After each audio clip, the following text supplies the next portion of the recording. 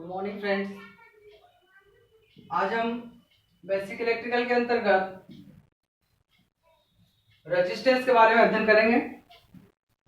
ठीक है कि रेजिस्टेंस होता क्या है, ये किसी सर्किट के लिए कैसे उत्तरदायी होता है, क्या हर सर्किट में रेजिस्टेंस का होना जरूरी होता है, क्या रेजिस्टेंस के माध्यम से करंट फ्लो होती है, क्या सर्किट में करंट तभी होगी जब रेजिस्टेंस होगा। तो इन सब चीजों की जानकारी हम आज इकट्ठा करेंगे और आपको पढ़ेंगे। ठीक है, तो प्रतिरोध के बारे में देखते हैं हम। तो प्रतिरोध होता क्या है। ठीक है, तो जनरली सी बात है, हम शुरू से पढ़ते आए हैं कि प्रतिरोध होता क्या है ना। करंट के मार्ग में बाधा, ये बोला जाता है ना। सीधे शब्दों में बोले तो करंट के मार्ग में जो रुकावट पैदा होती है वही क्या कहलाती है, रेजिस्टेंस या प्रतिरोध कहलाती है। ये होता है। तो अगर बात करें करंट की, तो करंट कहां से होकर फ्लो होंगे, करंट कहां से फ्लो होंगे, कंडक्टर से, सीधी सी बात है। तो अगर हम एक बात करते हैं कि कंडक्टर की, तो हम लोगों ने मान लो ये कोई कॉपर कंडक्टर लिया। ठीक है, ये हो गया कॉपर कंडक्टर। एक कॉपर कंडक्टर का क्या हो गया, क्रॉस सेक्शन एरिया, क्या हो गया, एरिया। ये क्या हो गई, उस कंडक्टर की क्या हो गई, लेंथ।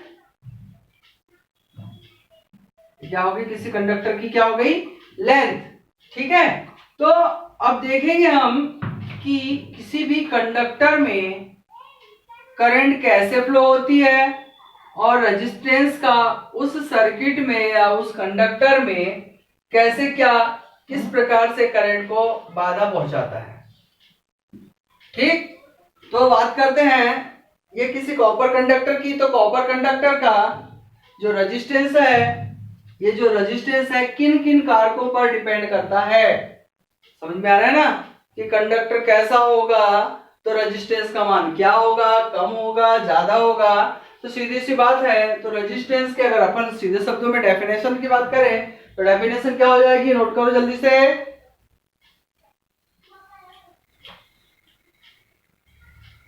किसी पदार्थ का वह गुण, किसी पदार्थ का वह गुण जो स्वयं से प्रवाहित होने वाली, जो स्वयं से प्रवाहित होने वाली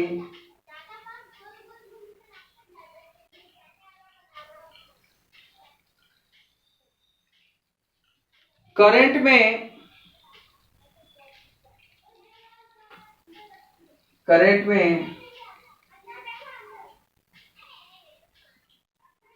उस करंट के प्रवाह का विरोध करता है, उस करंट के प्रवाह का विरोध करता है।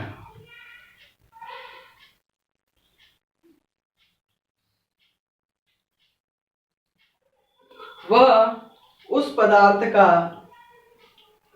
या उस सर्किट का प्रतिरोध कहलाता है, प्रतिरोध कहलाता है। तो बेसिकली पूछा जाता है इसकी इकाई क्या होती है, समझ में आ रहा है ना, इसकी यूनिट क्या होती है। तो यूनिट क्या हो जाएगी इसकी, ओम। इसको क्या बोला जाता है, साइन को ओम। ठीक है, तो जो रेजिस्टेंस है, रेजिस्टेंस की इकाई क्या हो गई आपकी, ओम। इसको याद रखना है भाई, रेजिस्टेंस की इकाई क्या होती है। ठीक है, अब देखते हैं कि रेजिस्टेंस के साथ में एक संबंध होता है। क्या संबंध होता है कि R is equal to rho L upon A। ठीक है, R is equal to rho L upon A। ठीक, तो ये क्या क्या होते हैं, L फॉर क्या हो गया, लेंथ। समझ में आ रहा है ना, L क्या हो गई, उस कंडक्टर की क्या हो गई, लंबाई। A क्या हो गया, उसका क्रॉस सेक्शन एरिया। तो सीधी सी बात है, यहां से हम जब एक संबंध निकालेंगे तो संबंध से हमको डायरेक्टली समझ में आ रहा है कि किसी भी सर्किट का रेजिस्टेंस ज्यादा होगा। कब होगा, जब वह कॉपर कंडक्टर की लंबाई भी कैसी होगी, ज्यादा होगी। समझ में आ रहा है ना, उस कॉपर कंडक्टर की लंबाई यदि अधिक है तो उस सर्किट का या उस तार का जो रेजिस्टेंस होगा उसका भी रेजिस्टेंस कैसा होगा, ज्यादा होगा। यदि तार का क्रॉस सेक्शन एरिया कम है, तार का क्रॉस सेक्शन एरिया, ये जो क्रॉस सेक्शन एरिया यदि कम है तो उस कंडीशन में इसका रेजिस्टेंस कैसा होगा, ज्यादा होगा। क्रॉस सेक्शन एरिया मतलब यदि कम है तो उसका रेजिस्टेंस कैसा होगा, ज्यादा होगा। तो क्या समझ में आ रहा है, क्रॉस सेक्शन एरिया यदि कम मतलब तार कैसा हो जाएगा, पतला। तो पतला तार का रेजिस्टेंस हमेशा कैसा होता है, ज्यादा होता है। आप लोगों ने देखा होगा, एक लोहे की रॉड की बात करें और एक तार की बात करें तो रेजिस्टेंस किसका ज्यादा होता है, तार का। ये चीज हमेशा याद रखना है। कैसे याद रखना है, इस फार्मूले के बेसिस पे। मन से कभी कुछ नहीं बोलना है कि रेजिस्टेंस ज्यादा होगा यदि लंबाई ज्यादा होगी, रेजिस्टेंस कम होगा यदि क्रॉस सेक्शन एरिया अधिक होगा, या ऐसा कुछ भी याद नहीं करना है। जैसे ही कभी किसी भी प्रकार से क्वेश्चन आपके एग्जाम में पूछे तो एग्जाम में जैसे ही पूछे वैसे ही आपके माइंड में आ जाना चाहिए कि ये फार्मूला ये होता है, R = रो एल अपान ये होता है। इस कंडीशन में आपके पास में तीन चीजें दी गई है, इन चीजों से किस चीज का रिलेशन उसने पूछा है। यदि क्रॉस सेक्शन एरिया की बात किया जाए तो क्रॉस सेक्शन एरिया यदि ज्यादा होगा, सपोज मान लो क्रॉस सेक्शन एरिया ज्यादा होगा तो उसका रेजिस्टेंस ऑलमोस्ट क्या हो जाएगा, कम हो जाएगा। ये चीज आपको हमेशा याद रखना है। यदि क्रॉस सेक्शन एरिया ज्यादा है, रेजिस्टेंस कम, एरिया कम है, रेजिस्टेंस ज्यादा, लंबाई ज्यादा है, रेजिस्टेंस हमेशा ज्यादा होगा। यदि लंबाई कम है तो रेजिस्टेंस भी क्या होगा, कम होगा। तो ये चीज हमेशा याद रखना है आपको। अब बात करते हैं यहाँ पे एलिमेंट्स क्या हो गई, एल क्या हो गया, कंडक्टर की लेंथ, कंडक्टर की लेंथ या उसको क्या बोलेंगे, लंबाई। ये क्या हो गया, क्रॉस सेक्शन एरिया किसका, कंडक्टर का। ठीक है, ए क्या हो गया इसका, सॉरी रो क्या हो गया, इसको इस साइन को बोला जाता है रो, क्या बोलते हैं, रो। इसको हमेशा याद रखना है। और इस रो का जो मान होता है इसको बोला जाता है इसका विशिष्ट प्रतिरोध।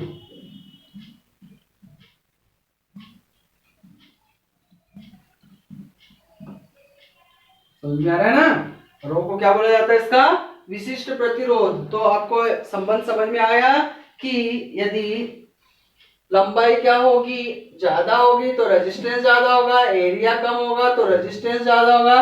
अब बात करते हैं इस विशिष्ट प्रतिरोध की।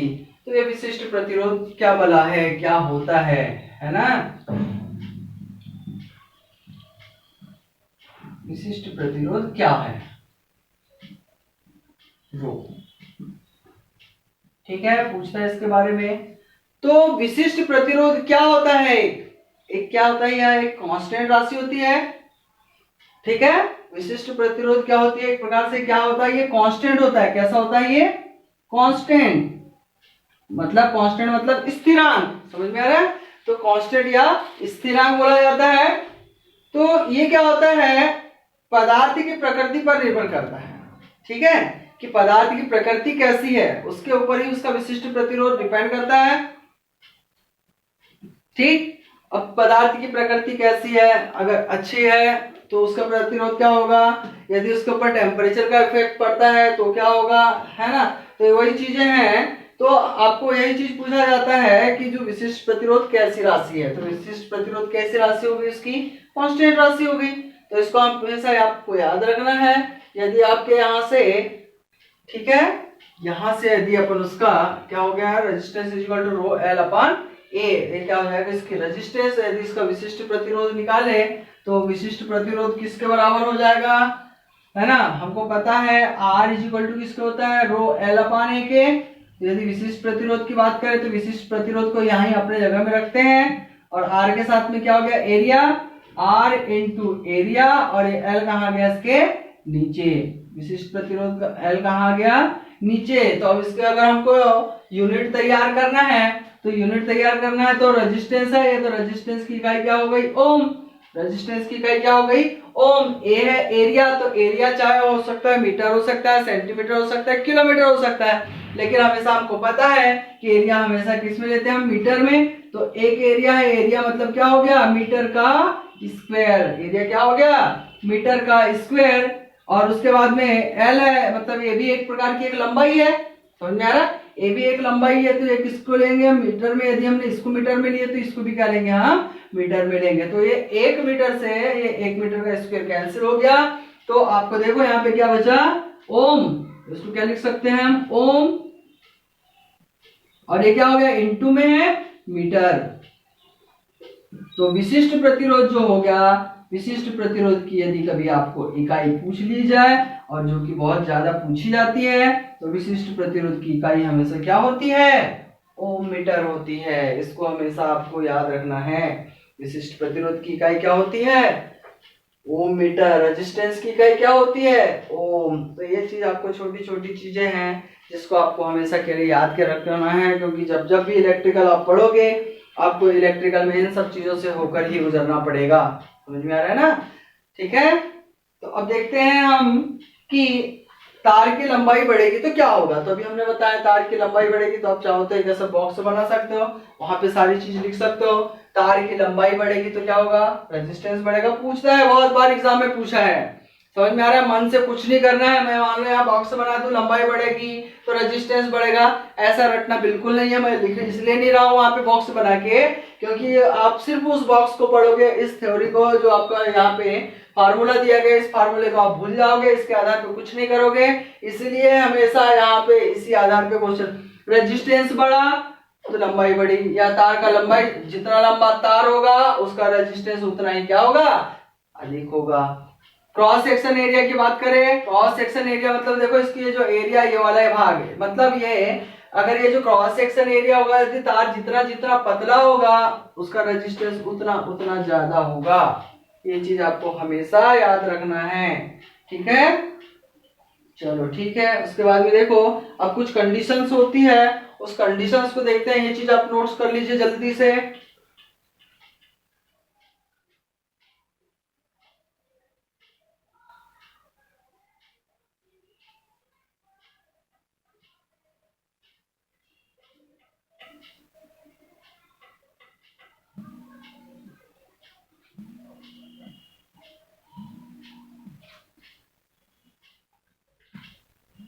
हो गया, चलो देखते हैं आगे। अब कुछ कंडीशन जो होती है, वो कंडीशन कैसे इन्वॉल्व करते हैं इसमें, है ना, उस कंडीशन को कैसे इन्वॉल्व करते हैं।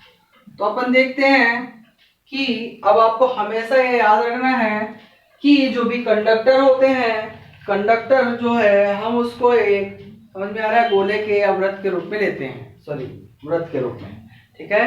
कंडक्टर को हम हमेशा क्या होता है, एक वृत्त के रूप में मानते हैं। तब उसी आधार पर अगर हम बात करते हैं फर्स्ट कंडीशन कि यदि इसकी त्रिज्या को आधी कर दी जाए, समझ में आ रहा है, यदि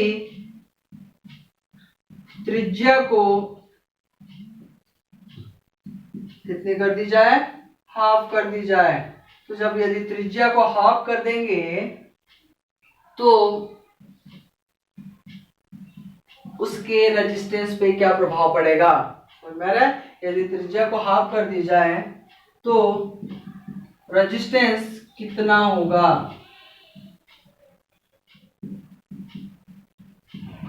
तो देखिए यदि हमने उसके रेडियस को या त्रिज्या को हाफ कर दी जाए तो उसका रेजिस्टेंस कितना होगा।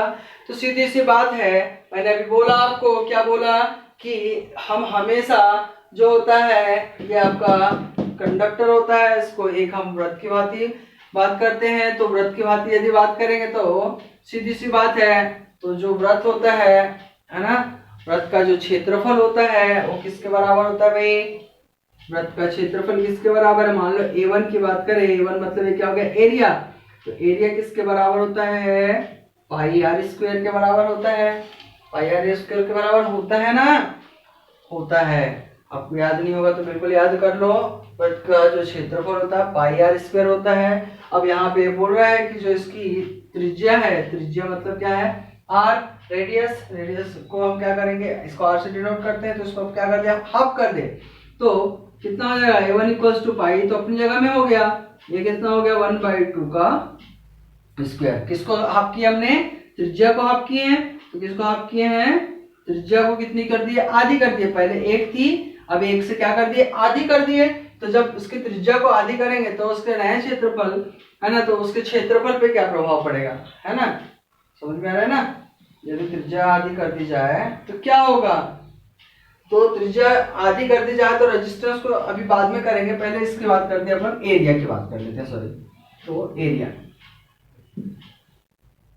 है ना, रेजिस्टेंस लिख लेते हैं, इसको इसके बाद में देखेंगे, पहले हम एरिया की बात कर लेते हैं कि एरिया कितना हो गया, एरिया पे क्या प्रभाव पड़ेगा, ठीक है। रेजिस्टेंस इसके बाद करेंगे, पहले इसको समझ लेंगे तो उसको समझना आसान होगा, ठीक है। तो एरिया की बात करें तो A1 इक्वल टू कितना हो गया, पाई आर 1/2 स्क्वायर, तो क्या हो जाएगा, पाई 1/2, 1/2 मतलब कितना हो जाएगा, ये तो आर का स्क्वायर हो जाएगा, 1/2 का कितना हो जाएगा, 1/4, ठीक है, 1/4, तो किसके बराबर है, A1 equal to pi R square किसके बराबर होता है, क्षेत्रफल के बराबर, तो इसको क्या बोलेंगे, A इंटू 1/4, तो ये जो ये वाला A बना, इसको बोल सकते हैं न्यू क्षेत्रफल, न्यू एरिया, सॉरी, ए को क्या बोल सकते हैं, न्यू एरिया। तो सीधे से हमको संबंध दिख रहा है कि यदि हमने क्या किया, इसकी त्रिज्या को क्या कर दिए, क्या किए, त्रिज्या को आधा कर दिए, तो इसका जो क्षेत्रफल होगा, यदि इसकी हमने ये जो त्रिज्या है इसको आधा कर दिए, तो इसका जो क्षेत्रफल होगा कितना हो जाएगा, 1/4 हो जाएगा, 1/4 मतलब कितना, 1/4, 1/4। तो आपको ये चीज याद रखना है, बहुत ज्यादा एग्जाम में पूछता है, इससे रिलेटेड यदि कभी न्यूमेरिकल भी दे दिया तो भी आपको ध्यान रखना है, इस फार्मूले को अपने को यूज करना है। अब दिख रहा है हमको कि यदि हमने क्या किया, इसकी जो त्रिज्या है, त्रिज्या को हाफ कर दी जाए तो इसका जो नया एरिया होगा, तो इसके एरिया पे क्या प्रभाव पड़ेगा, तो एरिया हमेशा कितना हो जाएगा, 1/4 हो जाएगा, समझ में आ रहा है ना। सेकंड कंडीशन से अगर होकर गुजरते हैं हम, यदि त्रिज्या को पहले हमने क्या किए थे, आधा किए थे, त्रिज्या को क्या किए थे, हमने आधा किए थे, अगर हम इस त्रिज्या को हम क्या कर दे, दुगुना कर दे, समझ में आ रहा है, त्रिज्या को यदि दुगुना कर दे तो क्या होगा, इसको जल्दी से नोट करो, ठीक, यदि इस त्रिज्या को हम क्या करेंगे, दुगुना कर देंगे, तो दुगुना कर देंगे, सीधी सी बात है, देखते हैं क्या प्रोसेस होती है। तो आधे की जगह हम क्या कर देते हैं, इसको 2 गुना, तो 2 गुना कर देंगे तो फार्मूला तो यही रहेगा, है ना, इसको उतार लीजिए जल्दी से,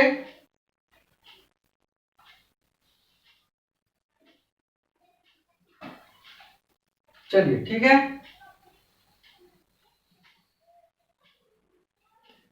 अब हम क्या कर रहे हैं, इसकी जो त्रिज्या है, त्रिज्या को हम क्या कर दे रहे हैं, दुगुना कर दे, तो इसका जो एरिया है, एरिया पे क्या प्रभाव पड़ेगा, तो एरिया पे कितना प्रभाव पड़ जाएगा, देख लेते हैं हम। A1 इक्वल्स टू पाई, तो कांस्टेंट चीज है तो इसको कांस्टेंट ही रहेगी, आर का मान कितना कर रहे हैं, 2, 2 गुना कर रहे हैं तो 2r इसका स्क्वायर, तो किसके बराबर हो जाएगा, पाई 2 का वर्ग कितना हो जाएगा, 4, r का वर्ग r स्क्वायर, है ना, किसके बराबर हो गया, r स्क्वायर के, आर स्क्वायर के, तो A1, तो A1 इक्वल्स टू एक इसका हो गया पाई आर का स्क्वायर 4 पाई आर स्क्वायर, तो पाई आर स्क्वायर की जगह में हम क्या लिख सकते हैं, A।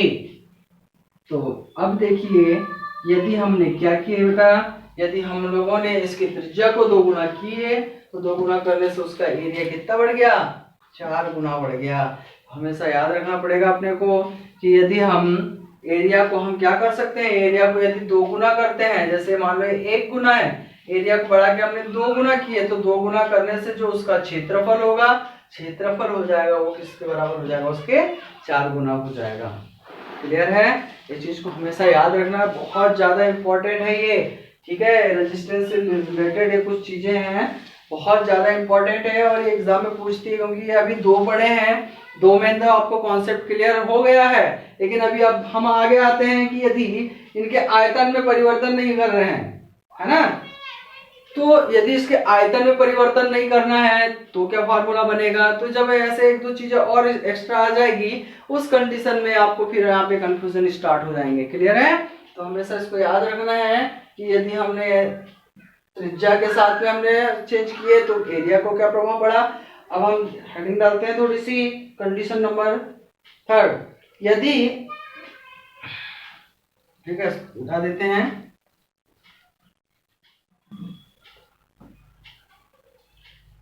तो लिखिए थोड़ा सा नोट करके, यदि किसी पदार्थ के यदि किसी पदार्थ के आयतन में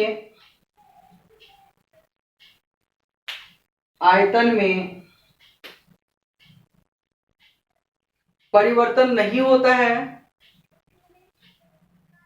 आयतन में परिवर्तन नहीं होता है, तब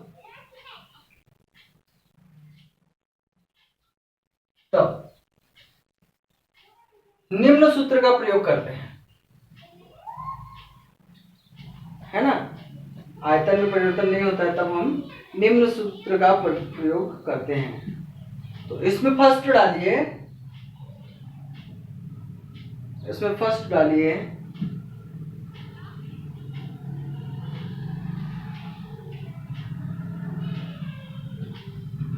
तो लिखिए फर्स्ट में, यदि R ओम के प्रतिरोध को,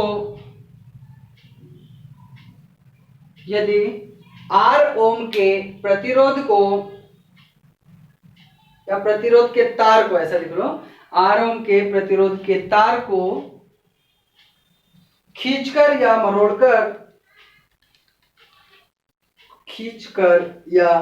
मरोड़कर दोबारा बनाने पर, या गलाकर भी बोल सकते हो, खींचकर, मरोड़कर, गलाकर, दोबारा बनाने पर उसकी लंबाई n गुना परिवर्तित होती है, n गुना परिवर्तित होती है। तो उसका नया प्रतिरोध n² हो जाता है, उसका नया प्रतिरोध n² हो जाता है।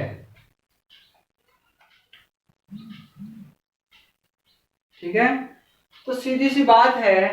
पहले बात करते हैं अपन, जैसे मान लो ये कोई कॉपर कंडक्टर है या कोई कंडक्टर है, इस कंडक्टर में हम बात करते हैं कि अब क्या कर रहे हैं, इस कंडक्टर को क्या कर रहे हैं हम, है ना, ये कंडक्टर है तो कंडक्टर का कुछ रेजिस्टेंस होगा, ठीक है। तो इस कंडक्टर को हम क्या कर रहे हैं, खींचकर या गलाकर हम जब नया रेजिस्टेंस बनाते हैं, कब जब इसके आयतन में परिवर्तन ना हो। ये हमेशा याद रखना, आयतन जितना है उतना ही रहेगा, जितना भाग है आयतन उतना ही रहेगा, बशर्ते कंडीशन फर्स्ट ये आएगी कि इसके क्या कर रहे हैं, रेजिस्टेंस को या इस कंडक्टर को खींचकर या गलाकर जब नया रेजिस्टेंस बनाते हैं तो और उसका आयतन यदि कांस्टेंट होता है तो उस कंडीशन में नया प्रतिरोध क्या होता है, तो नया प्रतिरोध किसको हो जाएगा, n²R। इसको ऐसे लिख सकते हैं, R न्यू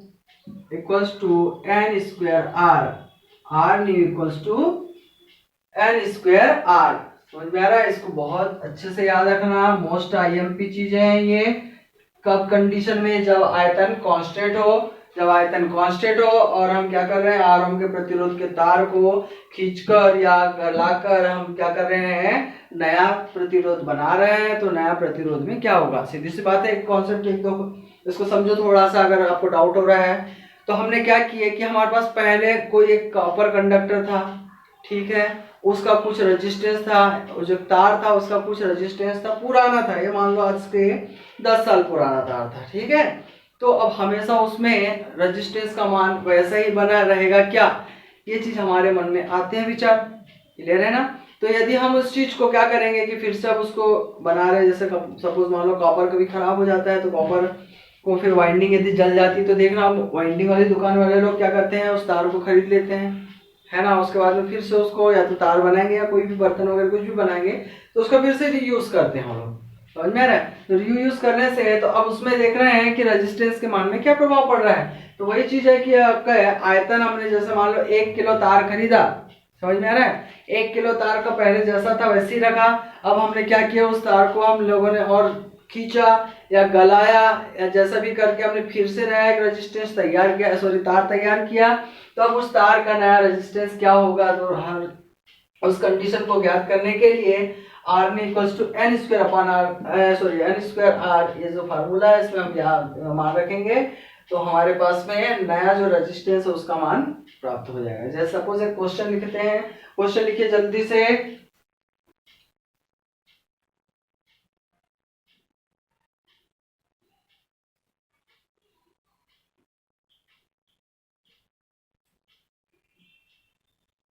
ठीक है, तो क्वेश्चन लिखिए, यदि 20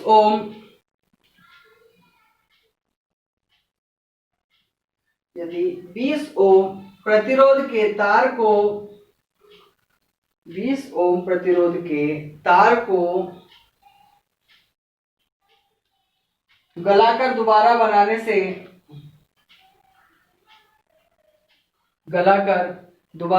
से उसकी लंबाई आधी रह जाती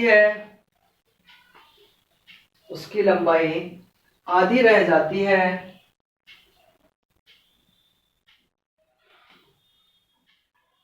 तो उसका नया प्रतिरोध क्या होगा?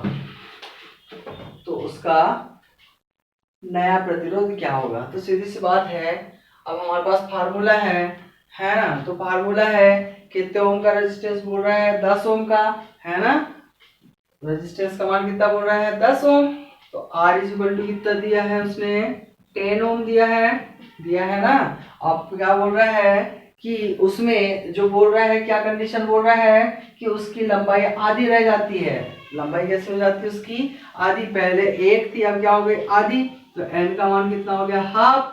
ठीक है, यदि उसकी लंबाई हाफ हो जाती है तो नया रेजिस्टेंस कितना होगा, तो रख देते हैं R new equals to n का मान कितना हो गया, 1/2। तो 1/2 का स्क्वायर इनटू R की वैल्यू कितनी है, 10 ओम। ठीक है, 20 ओम। R की वैल्यू कितनी है, 20 ओम। तो बात करते हैं, 1/2 इक्वल्स टू किसको हो जाएगा, 1/2 का स्क्वायर 4 इंटू 20। तो 4 से 20 कितने टाइम कैंसिल आउट हुआ, 5 टाइम में। तो R न्यू इक्वल्स टू 5 ओम। देखो भाई, 20 ओम का क्या था हमारे पास में, पुराना रेजिस्टेंस था, उसको अगर हमने गलाकर, तोड़कर, मरोड़कर हमने जब उसका नया रेजिस्टेंस बनाया, सॉरी नया तार बनाया, तो उस तार का रेजिस्टेंस कितना निकला, 5 ओम, मतलब काफी कम हो गया।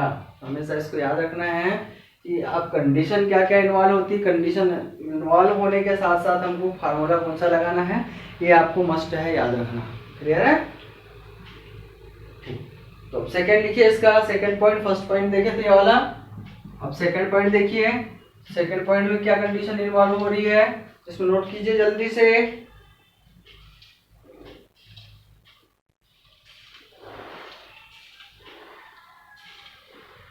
ठीक है, ये आयतन से रिलेटेड था, है ना, आयतन से रिलेटेड था, और क्या हो रहा था, इसकी लंबाई से रिलेशन था।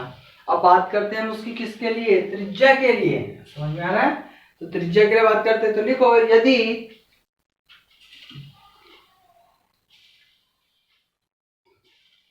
R ओम के एक प्रतिरोध वायर को, R ओम के एक प्रतिरोध वायर को, R ओम प्रतिरोध के एक वायर को गलाकर दोबारा बनाने से, गलाकर, खींचकर भी बोल सकते हैं, खींचकर या गलाकर दोबारा बनाने से, यदि उसकी त्रिज्या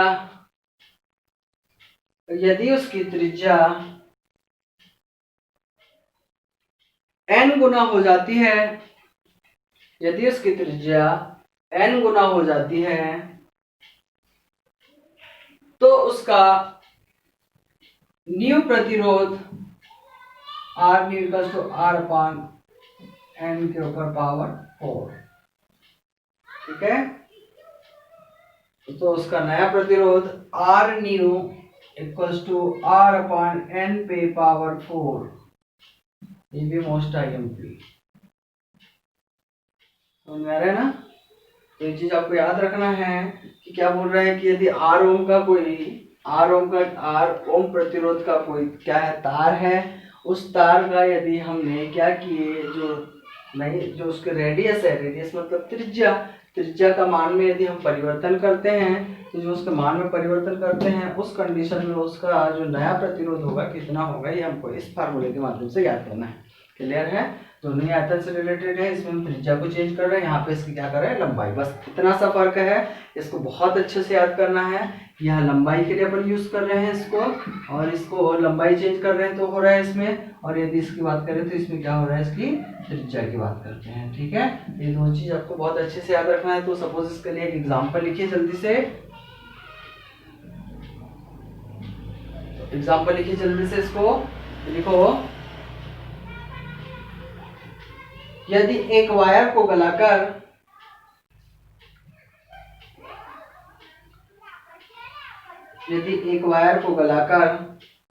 दोबारा बनाने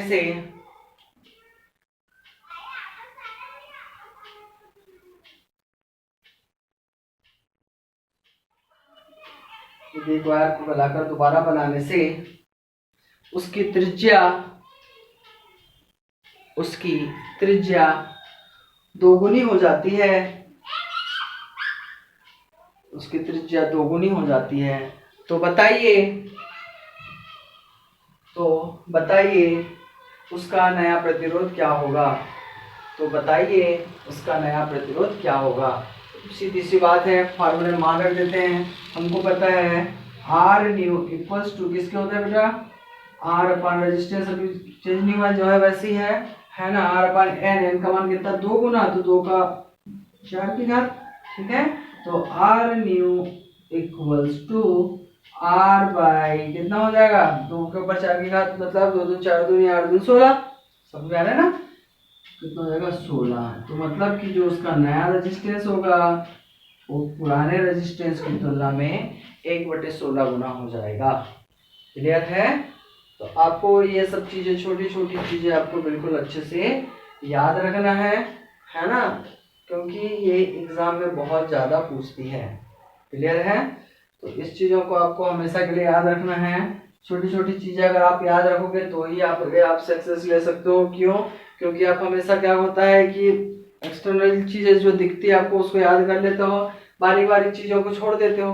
आप अपने मन से जज कर लेते हो कि ये नहीं आएगा, वो नहीं आएगा, ऐसे नहीं आएगा। तो भाई अब क्या आ सकता है, कंपटीशन आपने देख लियो, सारे क्वेश्चन आपको, अब जो एग्जामिनर जो एग्जाम क्वेश्चन सॉर्ट निकालते हैं वो क्या करते हैं कि क्वेश्चन पेपर को ऐसे निकालते हैं कि बच्चे से ना बने, ऐसे ही होता है ना। तो बहुत बारीक चीजें ही निकालते हैं, लेकिन वो आपके सिलेबस के साथ रहेगा, जो आपका सिलेबस होगा उसी के आधार पर रहेगा। तो ये जो आज आपको पढ़ा है इनको बिल्कुल आप कंटिन्यू डेली पढ़ना है, और आपसे निवेदन है कि जो वीडियो है वीडियो को आपको पूरी देखना है, क्योंकि पूरी देखोगे तो ही आपको समझ में आएगा, क्योंकि लास्ट में इसके आपको ऑब्जेक्टिव मिलेंगे। ठीक है, कंटिन्यू धीरे धीरे आप लोगों की क्लास है 3 है ना, लगना स्टार्ट हो चुकी है। 3 तारीख से आपकी रेगुलर क्लासेस स्टार्ट हो जाएगी। जो रेगुलर बच्चे थे है ना, जिनका रजिस्ट्रेशन हो चुका है साइट पे, वो सभी बच्चे लोगों की क्लास डेली 3 अक्टूबर से स्टार्ट हो जाएगी। ठीक है, तो आपको रेगुलर क्लास को अटेंड करना है। ठीक।